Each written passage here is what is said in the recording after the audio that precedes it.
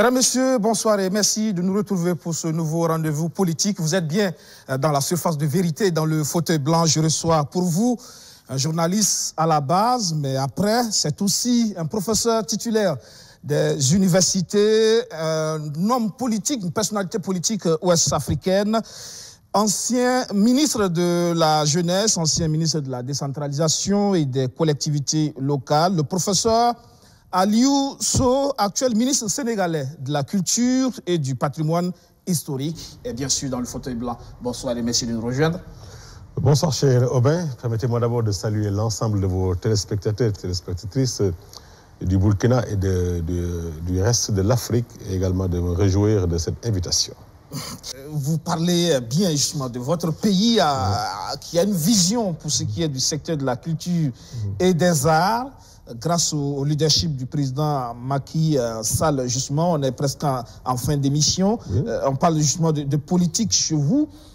Vous dites justement que Macky Sall, c'est un homme de projets, un homme de résultats. Oui. Et donc, depuis un certain temps, on constate que vous qui avez une position tranchée sur le troisième mandat, vous ne voulez pas en entendre parler, depuis un certain temps, vous estimez justement que il faut y aller parce que vous préférez l'expérience à l'inexpérience, vous préférez justement l'excellence à la médiocrité. Pour vous, aujourd'hui, c'est quoi la dynamique? C'est Macky Rek. Absolument. Mais vous suivez très bien la politique intérieure sénégalaise. C'est impressionnant, c'est fascinant. Mais en vérité, vous savez, moi je dis à mes compatriotes, moi je me veux intellectuel. Il y a un grand intellectuel sénégalais, Feu Amadou Ali Dieng. Il a beaucoup écrit sur Hegel. Oui, c'est Hegel, oui. Qu'il considérait comme raciste. Des années plus tard, après avoir relu beaucoup de documents, analysé encore, il a écrit un autre livre rectificatif pour dire non. Hegel n'est pas raciste. En vérité, il n'a jamais parlé de l'homme noir. Il parlait de la géographie africaine, qu'il décrivait de façon assez exagérée, excessive, de sorte qu'on pense qu'il est raciste. Mais en vérité, il n'a pas parlé de l'homme, de la race. Il a reconsidéré sa position. Moi, il ne s'agit pas de changer le discours parce que je suis entré au gouvernement. Moi, j'ai grandi. Non, moi j'ai grandi au gouvernement. Il y a de cela 21 ans, j'étais ministre. À 27 ans. Toute ma jeunesse, le gouvernement l'a bouffé. Je suis revenu. Pour moi, c'est pour apporter une expertise, une expérience et prendre part des partis également. C'est ce qu'il faut aussi à l'homme politique, avoir le courage de ses idées, des choix. On est arrivé à des élections législatives qui ont quasiment bipolarisé le jeu politique. Ce qui est une bonne chose, quelque part, à travers des coalitions. Le président, surtout avec une majorité, mais quand même avec une pression forte des électeurs. Mais n'oublions pas que dans nos pays, le président rassemble plus que son parti ou sa coalition. Lorsqu'il s'agit d'élections locales ou d'élections parlementaires, il y a les rivalités internes à la coalition. Du genre, on a choisi mon concurrent, je ferai tout pour le faire perdre ou faire baisser ses résultats, sinon je suis mort. Mais cela, après, déteint un peu sur les résultats. Je ne simplifie pas. Il y a d'autres réalités également. Mais il a sa majorité. Les lois passent, les budgets adoptés à la majorité. Moi, j'ai mes positions tranchées. Et bizarrement, à l'Assemblée nationale, j'ai dépassé le nombre de voix ayant adopté tous les budgets ayant précédé mon passage à l'Assemblée nationale. Avec une majorité de 83 députés. Le budget de la culture a été adopté avec 90 députés. Donc, beaucoup d'opposants ont voté pour le budget. À travers des réactions historiques également et des positions tranchées et claires. Et je l'ai dit clairement, de façon nette. Par rapport à cette nouvelle bipolarisation-là, il est évident, le président Macky Sall que je connais depuis des décennies, que j'ai vu de théoriser et mettre en œuvre comme Premier ministre la philosophie de l'action. J'ai été son ministre. Il a été président de la République. Il a été Premier ministre, j'étais son ministre. Il a été président de l'Assemblée nationale, j'étais son président de la Commission des affaires étrangères. Il l'a accompagné un peu partout. Je connais l'homme. Je connais ses ambitions et je l'ai vu. Entre-temps, bien entendu, je me suis éloigné de lui. Je retrouve au gouvernement, je vois un président de la République qui convoque son conseil des ministres. On est là à 9h30, on commence à 10h pile. On travaille jusqu'à 17h. Sur tous les dossiers, on les épluche. Techniquement, c'est un ingénieur. C'est un homme technique et précis, pratique. Des instructions claires. Séminaire gouvernemental, on enchaîne. Jusqu'à 4h50 du matin. Pause, café pour le sandwich. il termine dans les couloirs, il est en train aussi de briefer certains ministres. Je dis, cet homme est un travailleur qui consacre toute sa vie au développement du Sénégal et de l'Afrique. Quand je découvre pas les choses, intellectuellement, je dois être honnête. J'ai dépassé le stade de ma vie où je peux être impressionné par une promotion au point de dire des choses contraires à mes convictions patriotiques, aux intérêts du Sénégal. Je ne suis pas un homme politique. Pour vous, ce sont les intérêts du Sénégal qui vous guident? Absolument. C'est-à-dire, quand on voit les statistiques au Sénégal, les résultats sur le terrain, quand on voit le nombre d'hôpitaux, le nombre d'infrastructures ultra modernes que les opposants dénoncent et qu'aujourd'hui qui les fascinent, quand on voyait les augmentations de salaires généralisées, je vous dis, un pays comme le Sénégal, ça fait même pas quelques mois, mais tous les agents de l'État ont connu une augmentation de salaire allant de 100 à 350 000. Les professeurs d'université ont connu d'un coup une augmentation de salaire allant de 500 à 600 000. Oui, mais il faut quelqu'un pour continuer tout ça. Bien entendu. Non, je suis d'accord, je sais pas. Non, c'est-à-dire nul n'est éternel, nul n'est indispensable. Le président Macky Sall reste encore un jeune, et de centaines d'années, et capable de poursuivre une belle œuvre de ce genre-là. Moi, je vous dis, l'expertise, l'expérience, la compétence, j'y crois profondément. Ce ne sont pas des gens... La démocratie, vous y croyez également? Mais absolument. Oui, la démocratie sénégalaise, c'est un exemple, pourrait être entaché. Non, cher Robin, vous savez, cher Robin, le populisme peut mener loin, au fond de la détresse et de la misère d'un pays. Regardez un peu dans le monde, tous ceux qui ont surfé sur les manipulations populistes, qui ont obtenu l'adoubement populaire et spontané. Mais 6 mois après, qu'est-ce que ça donne? Mais l'effondrement de l'économie, les ruptures avec les partenaires, c'est-à-dire une précarité totale, des marches de protestation pour dire mais on nous a vendu des illusions non fondées sur la base de manipulations exagérées. Et d'ailleurs, quand on parle de patriotisme, quel patriotisme? Ces gens-là qui parlent, ils sont de notre génération. On a le même âge. Quand on était, nous, les dirigeants du mouvement étudiant, négociant, menant les grèves, prenant des risques, signant des accords pour le profit de tous les étudiants, ils étaient où? Ils dormaient, non? Ou bien ils étaient dans leur chambre d'étudiants, ils faisaient autre chose. Quand on entrait au gouvernement, sur la base de cet engagement-là, il y a de cela 21 ans ou 22 ans, ils étaient quoi? Des stagiaires. Quelle formation ont-ils plus que nous? Mais la dénonciation populiste est très facile, hein? Mais avec certains parcours, on ne peut pas se permettre toute forme d'excès. Je ne récuse pas le droit à l'ambition. L'ancien président du Sénégal, Abdoulaye Wade, disait l'ambition est un devoir. Donc on accepte l'ambition de chacun. Mais aussi, il ne faut pas être dans l'excès du genre, je suis prêt à tout pour atteindre mon objectif. Mais si vous êtes prêt à tout, en face aussi, vous poussez les gens à être prêts à tout face à vous pour défendre les intérêts du Sénégal et du pays. Le Sénégal est un pays qui a toujours été dans des positions mesurées. On n'a pas été dans les approches révolutionnaires ou exagérées. Le Sénégal est un pays qui a toujours construit une position d'amitié globale et générale avec le reste du monde. Le Sénégal multiplie ses partenaires, ses amitiés, ce n'est le précaré d'aucun pays, mais nous sommes conscients de l'importance de renfermer les liens avec les autres peuples du monde, avec les autres pays du monde.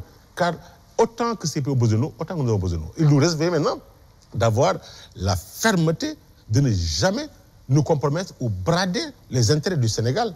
Mais cela ne se passe pas par des ruptures mais brutales.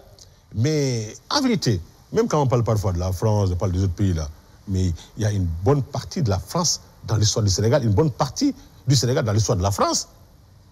C'est ça la vérité. Donc je pense qu'il faut aujourd'hui, nous, notre génération, vous pensez que nous, notre génération, ayant fait les mêmes formations dans les mêmes universités, le même niveau, on a le plus petit complexe par rapport à n'importe quel occidental? Mais non. Quel occidental qui peut être moi, mon homologue, pour me regarder les yeux dans les yeux, me manquer de respect ou m'impressionner? Comment il va m'impressionner? Oui. Donc c'est ce nouveau type de leader africain, de la jeune génération décomplexée, qui fait que les relations aujourd'hui sont normalisées en dépit des déséquilibres sur le plan économique. Sur ce plan-là, il ne faut pas surfer, promettre des choses impossibles sans trop y croire et après vouloir maintenant que les situations... En tout cas, moi je vous dis... Ousmane Sonko, il incarne cette génération décomplexée, non? On sent que... Oui. Il décomplexé, mais incarne l'espoir. Non, décomplexé, mais inexpérimenté, excessif et qui verse dans les exagérations. Il va l'acquérir une fois au pouvoir aussi. Mais l'expérience, l'acquérir au sommet, apprendre à diriger par le sommet est un problème aussi pour un homme politique. Je suis désolé. C'est-à-dire, il est libre. Le peuple est souverain. Qu'est-ce que vous voulez qu'il entre dans des gouvernements d'abord pour se faire la main? Il est député. Mais non, c'est à lui, non. Mais quelle type de député? Il est maire. Quel type de maire? Quels sont ses résultats? Quand il parle de transparence, d'honnêteté, mais il n'a jamais rien géré pour être honnête ou transparent. On est la même génération. Dans ma vie, j'ai géré de façon cumulée des centaines de milliards. J'ai quitté le pouvoir en 2012. Il y a eu une traque contre des mal acquis. Certains ont été arrêtés, d'autres ont été interpellés, d'autres sont poursuivis, d'autres ont été accusés d'enrichissement illicite. Et moi, j'avais pourtant ma liberté de ton et mon combat de façon radicale. Mais on ne m'a jamais épinglé pour une faute de gestion. Donc, en quoi ce monsieur peut m'enseigner, moi, qui, à 27 ans, gérait des milliards, la transparence, alors que tous les codes de contrôle sont passés par mes départements sans jamais me reprocher quelque chose de particulier. Donc, il faut que les gens sachent raison garder, qu'on apprenne à être humble, à ne pas s'ériger en donneur de leçons, alors qu'on n'est pas forcément un modèle. C'est ça le problème. Se faire de façon populiste, à vouloir s'opposer à tout le monde, opposer tout le monde, caricaturer tout le monde, mais le Sénégal, vous savez très bien, c'est un bel exemple de démocratie, c'est un bel exemple de développement socio-économique. Voilà un pays qui, depuis les années 60, a pu d'abord adouber un chrétien dans une majorité musulmane pendant 2 décennies. On ne connaît pas de problème de tribalisme, on ne connaît pas de problème ethnique, on ne connaît pas de problème régionaliste. Nous avons une langue véhiculaire acceptée par tout le monde, nous sommes complémentaires, nous avons le cousin à plaisanterie, nous avons une armée républicaine, une administration républicaine compétente, jamais de coup d'État, les gens ne s'y essaient même pas.